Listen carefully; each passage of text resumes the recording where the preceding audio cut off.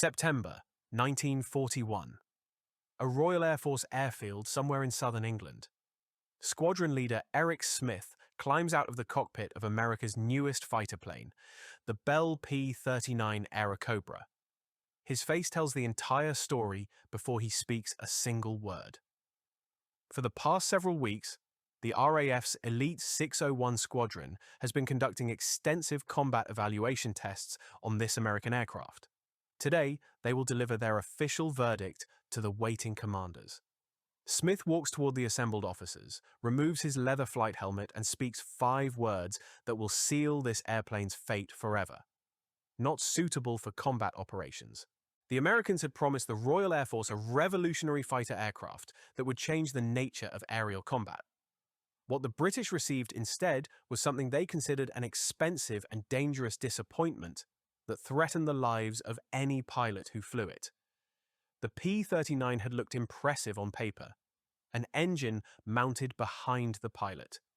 A massive cannon firing through the propeller hub. Revolutionary tricycle landing gear.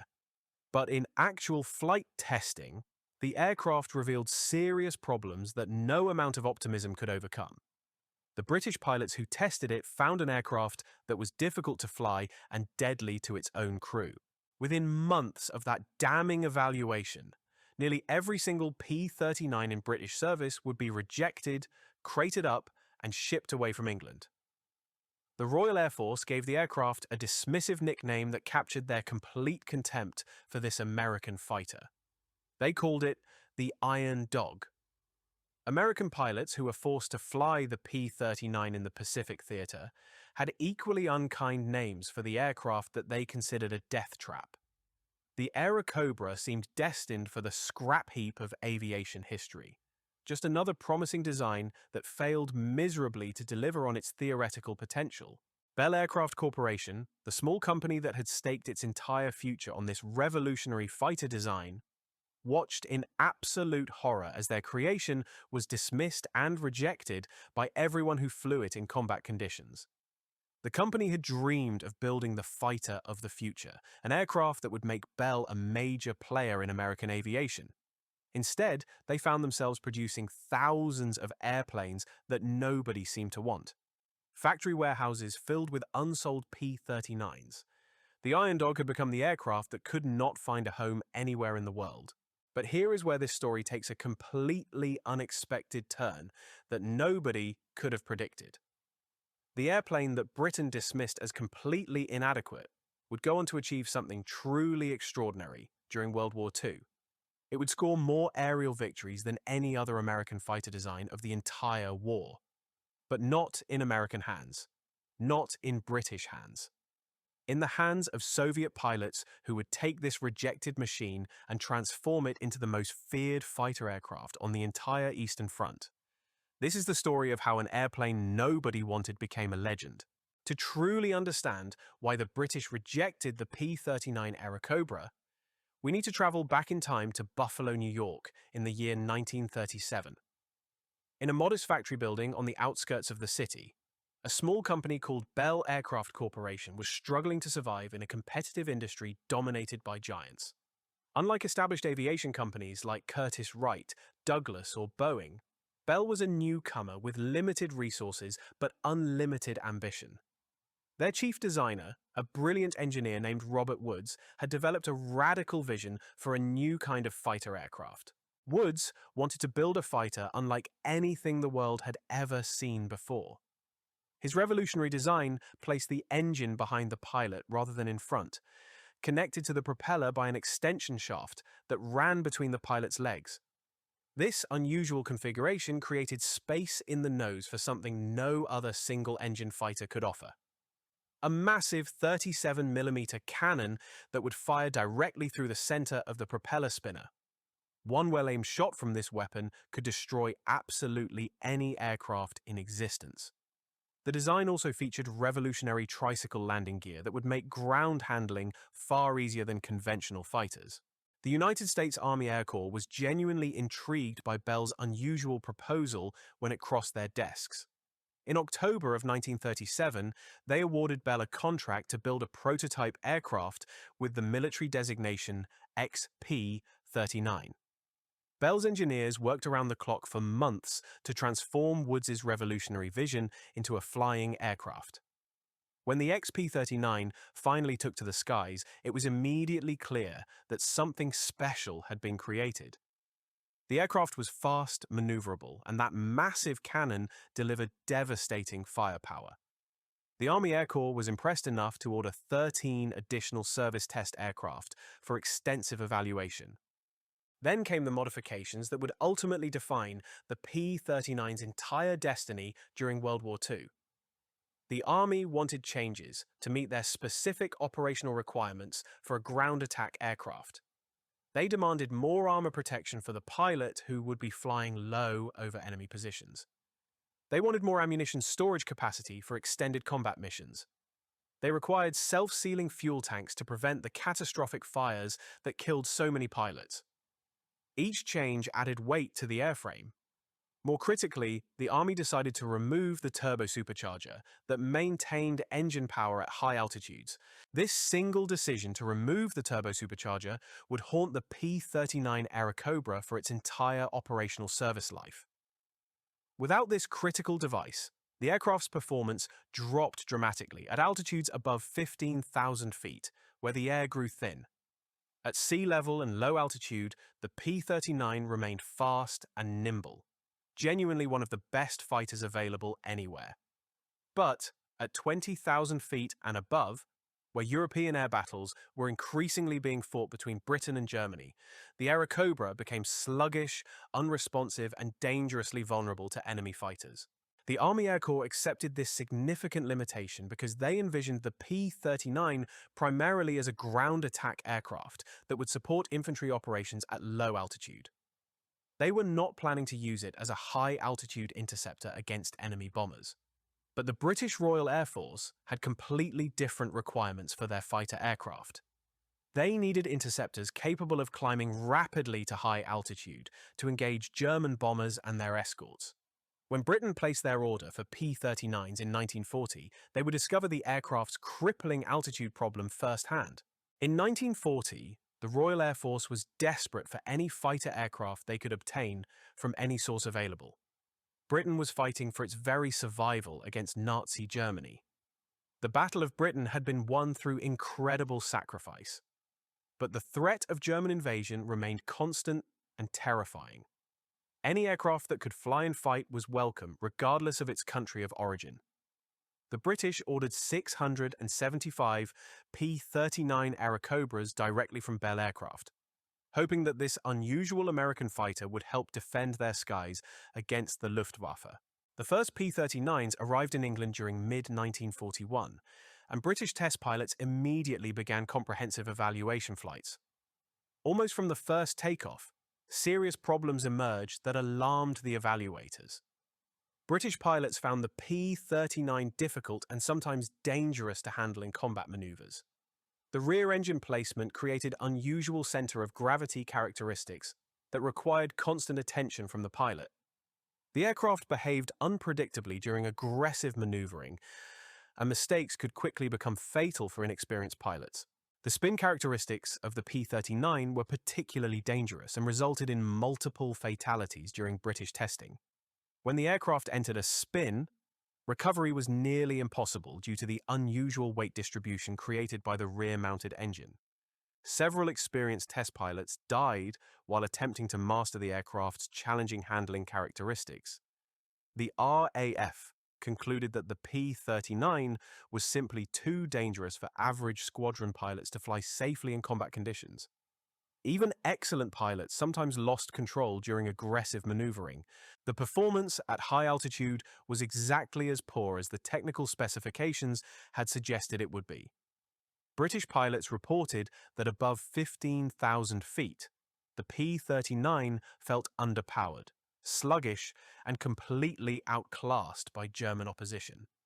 Against the Luftwaffe's excellent Messerschmitt Bf-109s and Focke-Wulf 190s, which operated comfortably at altitudes above 20,000 feet, the P-39 would be at a severe and probably fatal disadvantage. British pilots concluded that taking the Airacobra into combat against the Luftwaffe would be essentially suicide. The Royal Air Force's official verdict was absolutely devastating for Bell aircraft and for any hopes of the P-39 finding success in European combat operations. Of the 675 aircraft originally ordered, only 80 were retained for limited ground attack duties in the Mediterranean theatre, where high-altitude performance mattered less.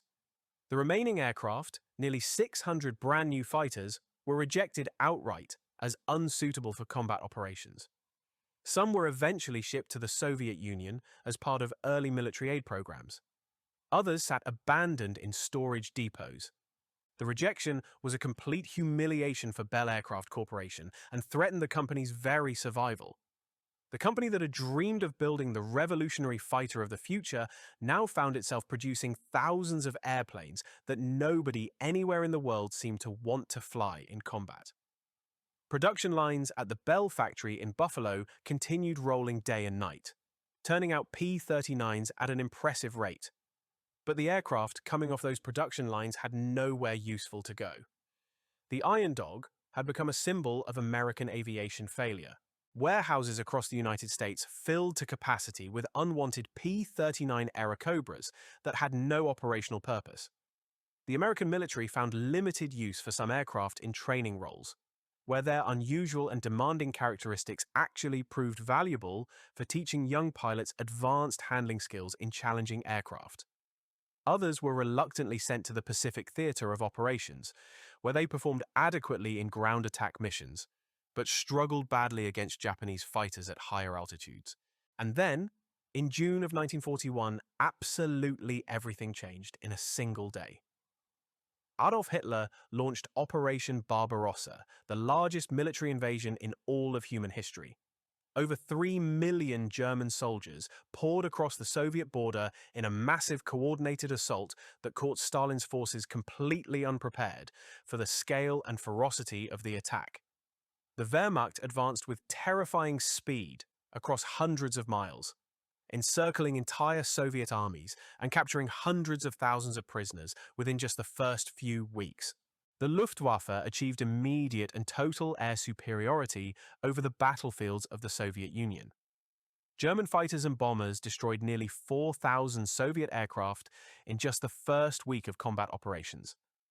Many Soviet planes never even had a chance to get airborne before German bombs destroyed them on the ground. Entire air regiments were wiped out without firing a shot in defense. Joseph Stalin's air force was being systematically annihilated, and without air cover, his ground forces were helpless against German air attack. The Soviet Union desperately needed fighter aircraft, and they needed them immediately if they were going to survive the German onslaught. Their own aircraft factories were being hastily evacuated eastward, away from the rapidly advancing German armies that threatened to overrun everything in their path. Aircraft production had collapsed to a tiny fraction of pre-war levels. Meanwhile, experienced Soviet pilots were dying in combat faster than new pilots could possibly be trained to replace them. The situation was absolutely catastrophic for the Soviet military.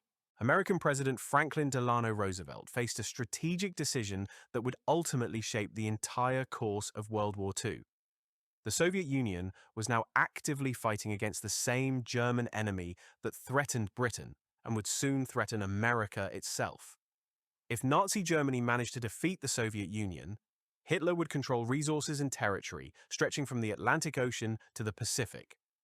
The full industrial and military weight of the Nazi Empire could then turn against Britain and eventually against the United States itself. Roosevelt's solution to the Soviet crisis was a massive military aid program called Lend-Lease, which would eventually provide over $50 billion worth of equipment, supplies, and materials to Allied nations fighting against the Axis powers. For the Soviet Union specifically, this aid would include thousands of tanks, hundreds of thousands of trucks, millions of tons of food and raw materials, and thousands of aircraft of various types. The critical question was which aircraft America should prioritize sending to the desperate Soviets. American P-40 Warhawks and British Hurricanes were dispatched to the Soviet Union first, but these aircraft were needed desperately on every active front around the world. Production simply could not keep up with global demand for modern fighter aircraft. Then someone in Washington had an idea that would change everything about the P-39's place in history. What about all those rejected Airacobras sitting unused in warehouses across America? The aircraft that Britain did not want and America could not effectively use might finally find a purpose fighting on the Eastern Front. The Soviets were fighting a completely different kind of air war than either the British or the Americans were fighting. Perhaps the specific characteristics of the P-39 would actually suit Soviet tactical requirements better than anyone had expected. It was certainly worth asking the Soviets if they would be interested in receiving these rejected American fighters. United States officials contacted their Soviet counterparts through diplomatic channels and offered the P-39 Airacobra. The Soviet response would completely change aviation history in ways that nobody anticipated. The Soviet Air Force said yes to the P-39 Airacobra, but not simply because they were so desperate that they would accept any aircraft with wings that could fly. Soviet aviation experts had carefully studied the P-39's detailed technical specifications and had seen something important that Western pilots and planners had completely overlooked. Soviet aerial combat on the Eastern Front was fundamentally different from the air war being fought over Western Europe. Understanding this difference explains everything about the P-39's remarkable success. Dogfights over the Eastern Front almost never occurred above 13,000 feet altitude. Most air combat happened at 10,000 feet or lower, in direct tactical support of the massive ground forces locked in brutal combat across thousands of miles of front lines. Soviet fighters were not primarily used to intercept high-altitude bombers or to establish air superiority at extreme altitudes. They were used to support ground troops, to attack German positions, and to defend against German ground attack aircraft that operated at low altitude. At these lower altitudes, where Soviet pilots actually fought their battles, the P-39's performance was not just adequate. It was genuinely excellent by any objective standard of fighter aircraft evaluation. The heavy 37mm cannon was absolutely perfect for destroying German bombers and ground attack aircraft with a single well-placed shot. The Airacobra's sturdy construction could absorb battle damage that would destroy more delicate fighter designs. The tricycle landing gear configuration made operations from rough improvised forward airfields much easier than conventional tail-dragger aircraft. The first P-39 Airacobras arrived in the Soviet Union through the Persian corridor route in late 1941. The journey was long and dangerous. Ships carried disassembled aircraft from American ports to Iran, where they were carefully reassembled by technicians and test-flown before being delivered north across Soviet territory to reach the fighting front.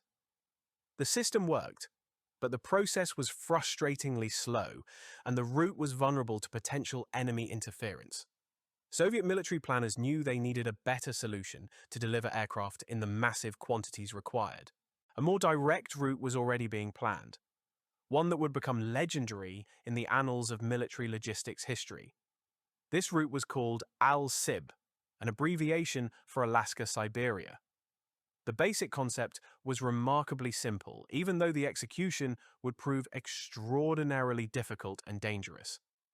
American ferry pilots would fly brand new aircraft from factories in the continental United States to Fairbanks, Alaska, where they would be handed over to Soviet pilots at Ladd Field. The Soviets would then fly the aircraft across the Bering Strait into Siberia and continue west across thousands of miles of frozen wilderness. The ALSIB route officially opened for aircraft delivery operations in September of 1942. The challenges facing pilots on this route were almost unimaginable in their severity and danger. They flew over some of the most hostile and unforgiving terrain anywhere on planet Earth. Below them stretched mountains, glaciers, and endless frozen tundra for thousands of miles, with virtually no civilization or support facilities. Temperatures routinely dropped to -60 degrees Fahrenheit during the brutal Siberian winter months. Navigation aids were primitive or completely non-existent over most of the route. A forced landing anywhere in the Siberian wilderness almost certainly meant death from exposure within just a few hours. The cold was so incredibly intense that exposed skin could freeze solid in mere seconds of exposure. Survival equipment provided to pilots was primitive by modern standards, and often completely inadequate for the extreme conditions they might face. Search and rescue capabilities were essentially non-existent over most of the vast route. Any pilot who went down in the frozen wilderness was completely on their own, with almost no chance of rescue. Despite these absolutely terrifying conditions, Soviet ferry pilots flew thousands of aircraft along this frozen highway in the sky throughout the remaining years of the war. Many of these incredibly brave ferry pilots were women, members of the legendary all-female aviation regiments that had already proven themselves in direct combat operations over the front lines. These women flew through conditions that would ground most American male pilots, navigating by dead reckoning across featureless frozen wastelands where a single navigation error meant certain death. At Ladd Field in Fairbanks, Alaska, American and Soviet military personnel worked closely side by side in one of the war's most unusual and remarkable collaborations between allies. The remote base became a crucial transfer point, where brand new aircraft, fresh from American factories, officially changed hands between two nations that barely understood each other's languages, customs, or political systems.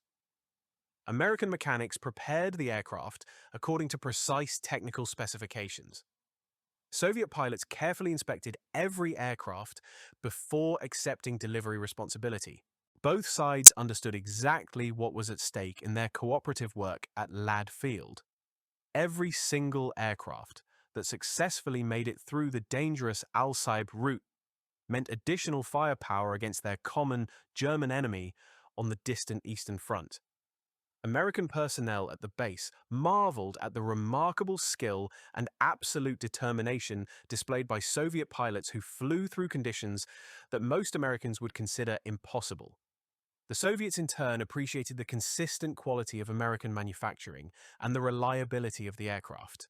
The transformation of the P-39 Airacobra in Soviet hands began almost immediately upon the aircraft's arrival at frontline combat units. Soviet engineers and mechanics carefully studied the American aircraft and quickly began making modifications that the original designers at Bell Aircraft had never considered necessary or possible. The biggest and most significant change was aggressive weight reduction to improve overall performance. Soviet mechanics systematically removed the wing-mounted 30-caliber machine guns that American combat doctrine required for all fighters. Soviet tacticians disagreed with American doctrine about the necessity of wing guns on fighter aircraft. The deletion of these weapons saved significant weight and considerably simplified maintenance requirements in the field. Soviet mechanics often removed other equipment they deemed unnecessary for Eastern Front combat conditions. Radio equipment was sometimes stripped out entirely or replaced with lighter Soviet-manufactured models. Oxygen systems designed for high-altitude flight were frequently removed since Soviet pilots rarely operated above 15,000 feet anyway. The result of all these Soviet modifications was an aircraft noticeably lighter and significantly more maneuverable than the version that had been so thoroughly rejected by Western air forces as unsuitable for combat.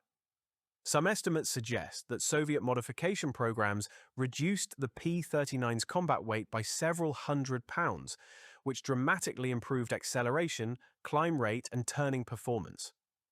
What emerged from Soviet workshops was almost a completely different aircraft from the one that British and American pilots had tested and rejected. Soviet pilots developed specific combat tactics that were carefully suited to the P-39's unique combination of strengths and acknowledged limitations. They deliberately avoided high-altitude combat where the aircraft struggled against supercharged enemy opponents. Instead, they fought exclusively at low and medium altitudes, where the Airacobra excelled against all opposition. They learned to use the devastating 37mm cannon to maximum possible effect, closing aggressively to ranges where a single accurate hit would completely destroy any target. They attacked enemy formations from below and behind, exploiting the P-39's excellent rate of climb at low altitude to achieve tactical surprise against German aircraft. Soviet aces learned to dive through enemy formations at high speed, fire a single devastating burst from the heavy cannon, and then extend away before the enemy could react effectively to their presence. These aggressive tactics were violent and extraordinarily effective against German aircraft and pilots who had grown dangerously complacent after years of easy air superiority over older Soviet equipment. The first Soviet unit to fully embrace the P-39 Airacobra as their primary fighter was the elite 16th Guards Fighter Regiment, which deployed to the Kuban region of southern Russia in early 1943. The Cuban air battles that followed would become some of the largest and most intense aerial engagements of the entire Second World War. German forces were desperately attempting to maintain a strategic bridgehead in the region, and both sides poured every available aircraft into the brutal fight for control of the skies. Hundreds of aircraft from both sides clashed daily over the shrinking German-held territory in some of the most vicious and concentrated air combat of the entire war. It was in this absolute crucible of aerial warfare that Soviet pilots definitively proved what the P-39 Airacobra could accomplish when flown by skilled pilots using appropriate tactics. Flying against very experienced German pilots in aircraft that were theoretically superior on paper, the Soviet Airacobra pilots more than held their own in every engagement. Among the Soviet pilots flying P-39s during the fierce Kuban air battles was a 29-year-old captain named Aleksandr Ivanovich Pokryshkin. He had already scored several aerial victories while flying older Soviet aircraft types, but the American P-39 Airacobra would make him an absolute legend of aerial combat. Pokryshkin was a brilliant tactical innovator who constantly analyzed every aspect of aerial warfare, always searching for advantages that other pilots overlooked. He studied German formations and attack patterns obsessively. Pokryshkin's personal aircraft, which usually carried the tactical number White 100, became famous throughout the entire Soviet Air Force as a symbol of aerial excellence. He painted the spinner of his P-39, a distinctive bright red color, so that his wingmen could easily follow and identify him during the chaos of large-scale air combat. The red spinner became his famous signature, visible to friend and enemy alike across the battlefield. German pilots quickly learned to recognize that distinctive marking and to fear its presence. By the middle of 1943, German radio operators in the Kuban sector had begun issuing a very specific warning whenever Pokryshkin and his distinctive aircraft took to the skies. The urgent call went out in German across radio frequencies that both sides actively monitored. Achtung, Achtung, Pokryshkin ist in der Luft. Attention, attention, Pokryshkin is in the air. This was perhaps the ultimate professional compliment that any enemy could pay to a single fighter pilot during the war. If you want to see how the P-39's incredible journey from complete rejection to absolute legend finally reached its climax, please hit that subscribe button right now. It genuinely does help us find and share more forgotten stories like this one from World War II history. And please leave a comment telling us which other aircraft you would like us to cover in future videos, because we actually read every single comment and take your suggestions very seriously. The P-39 story becomes even more remarkable from this point. The combat statistics that Aleksandr Pokryshkin accumulated over his career were absolutely extraordinary by any objective measure of fighter pilot achievement. By the end of the war, he would be officially credited with 59 confirmed aerial victories against German aircraft, making him the second highest scoring Soviet fighter ace of the entire war. Of those 59 confirmed victories, an astonishing 48 were scored while flying the P-39 Airacobra that British and American experts had dismissed as completely unsuitable for aerial combat. Pokryshkin became the first Soviet pilot in history to receive the Hero of the Soviet Union decoration 3 times for his combat achievements. He was transformed into an immediate national celebrity, his face appearing on propaganda posters throughout the entire Soviet Union. Schoolchildren across the country learned his name and memorized stories of his aerial exploits. His innovative combat tactics were studied and formally taught to new pilots at every Soviet flight training school. He became a living symbol of Soviet air power resurgent, The production statistics tell the remarkable story of American industrial capacity applied directly to the Soviet war effort on the Eastern Front. Bell Aircraft Corporation manufactured a total of 9,584 P-39 Airacobras between 1940 and 1944. Of these aircraft, 4,773 were sent directly to the Soviet Union through the Lend-Lease program. Almost exactly half of every P-39 ever built ended up bearing red stars and flying for the Soviet Air Force against Germany. The ALSIB route continued operating throughout the entire remaining duration of the war, eventually delivering nearly 8,000 aircraft of all types from America to the Soviet Union across the frozen wilderness of Alaska and Siberia. Of these aircraft, almost 5,000 were P-39 Airacobras and their improved successor aircraft, the P-63 King Cobra. The dangerous route claimed lives on both sides of the Allied partnership throughout its years of operation. American pilots died in crashes in Alaska while Soviet ferry pilots perished in the unforgiving Siberian wilderness. The unprecedented cooperation at Ladfield and along the entire ALSIB route represented something truly remarkable that would sadly not survive the war's end. Two nations with completely different and seemingly incompatible political systems found common ground against a shared and mortal enemy. American capitalism and Soviet communism were temporarily united by the absolute necessity of destroying Nazi Germany before it destroyed them. Workers at Bell Aircraft Factory in Buffalo, New York, built the fighters that would help defend Moscow, Stalingrad, and Kursk. The total number of aerial victories scored by P-39 Airacobras on the Eastern Front will probably never be known with complete historical certainty. Soviet record-keeping was often inconsistent and sometimes politically motivated, and combat claims were frequently inflated on all sides during the chaos of war.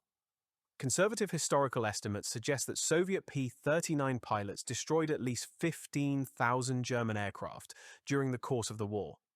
More generous scholarly assessments place the actual number significantly higher.